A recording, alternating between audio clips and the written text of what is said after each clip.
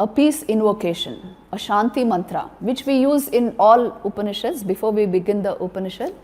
So here it is in the Ishopanishad, it is Puurnnam-Adah Purnamidam Puurnnat-Puurnnam-Udacyate Puurnasya Puurnnam-Aadaaya Puurnam-Eva-Avashissyate Om Shaantih Shaantih Shaantih. So there's a nice intonation, a tune to all this, but here because you are learning it for the first time, I don't want to focus too much on that, but I will just recite the mantra and you will learn to chant it properly, to pronounce it properly, and then we will go deeply into the meaning of the mantra and then go into the interpretation of that meaning. So, Puurnnam-Adah, Om. Om is the sound symbol of Brahman. It starts with Om. So, just like how when I say O2 or H, it signifies oxygen and hydrogen, isn't it? For those gases, these are the symbols. So also Brahman has a sound symbol. It is Om. By taking the clue of Om, you can go into the state of pure awareness. That is why this syllable is so sacred and used by Hindus everywhere, and the Upanishad starts this way with Om. So when we actually start the Upanishad, we start with a Shaantih mantra ending with Om Shaantih Shaantih Shaantih, and when we end it also with the Shaantih mantra with Om Shaantih Shaantih Shaantih, but with Om Tat Sat. That means it has ended the Upanishad.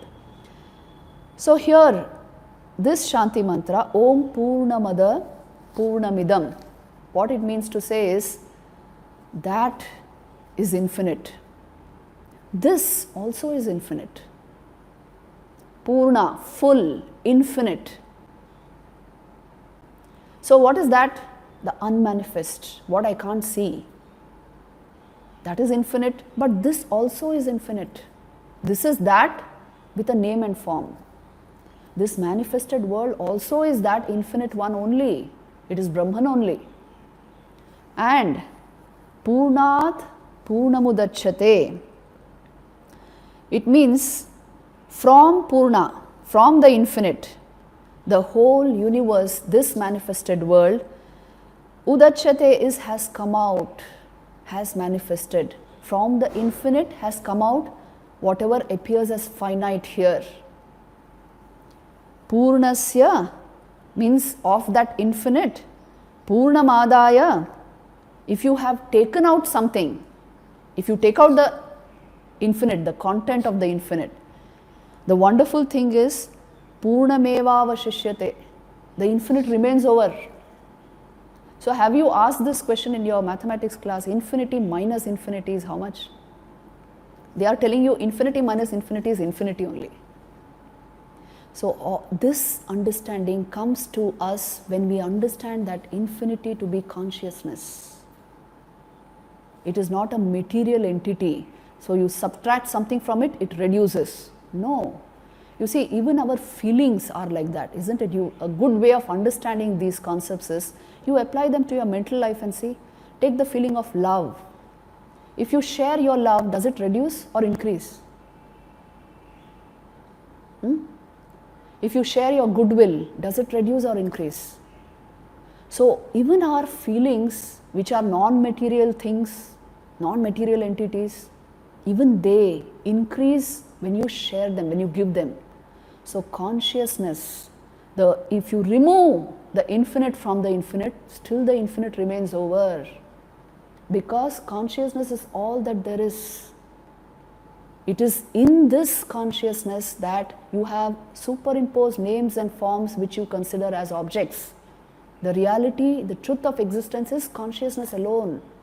So that is why Puurnasya Puurnnam-Aadaaya Puurnam-Eva-Avashissyate. It's a wonderful mantra in itself, a peace chant. And Om Shaantih Shaantih Shaantih. So 3 times Shaantih is uttered in order to make sure there is peace all around. See, without a peaceful mind, you cannot grasp this knowledge. If the mind is agitated in any sense, you will miss the point. So that is why every Shaantih mantra has this. 3 types of Shaantih are described. Adi Bhautika, Adi Daivika and Adhyatmika. Adhibhautika is everything around me should be peaceful. Adhidaivika is even the celestial objects should be peaceful. And Adhyatmika is within me there should be peace. So if this is maintained, this kind of an ambience is created, it is possible to make this penetration which the Upanishad is going to do for us. And without this peaceful state of mind, if there is no peace, there will be no alertness. Your mind is constantly rushing this way and that way. If there is no alertness, there cannot be this state of inquiry, deep inner inquiry. I remember whenever I go to the Himalayas and I sit there in meditation, the wonderful thing about those mountains is it is absolutely still and so quiet. You can hear your heartbeat, it's like that.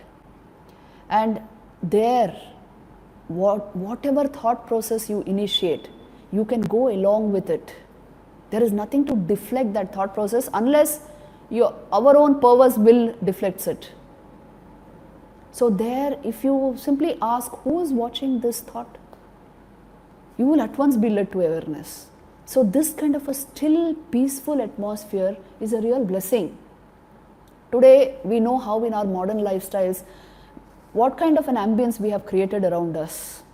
A whole lot of our devotees who come here have these kind of complaints actually. That ekdam shanti nahi, the homes, there is so much of noise in various ways. So when you have a family, definitely that will be there, but you can create a consecrated space within the house, a special peaceful space within the house where you can practice these disciplines. So this is what I suggest to all of us who are sadhaks. You must be serious about sadhana, that is the main thing. Otherwise, these are all states of mind and your own being. You must touch them to know the truth of what they are saying. If you don't touch them, this will mean nothing. It's a philosophical sort of thing. So finally, let us understand this, the actual change is required to happen within us. Touch the core of your being, which is ever in peace. You have felt it, that is why you ask for it. You have felt it, that is why you covet it. So try to bring it into your life on an everyday basis. Otherwise, it's a very short life. It will just pass by. And our mind can really create situations which will keep us engaged deeply. So in the meantime, you will lose this. That is why I insist on sadhana. Anybody who's attending the Sunday class, I was very insistent even here when it was actually going on. If you are not performing sadhana, this will at the most mean an idea to you. And the idea gets blown away by another idea.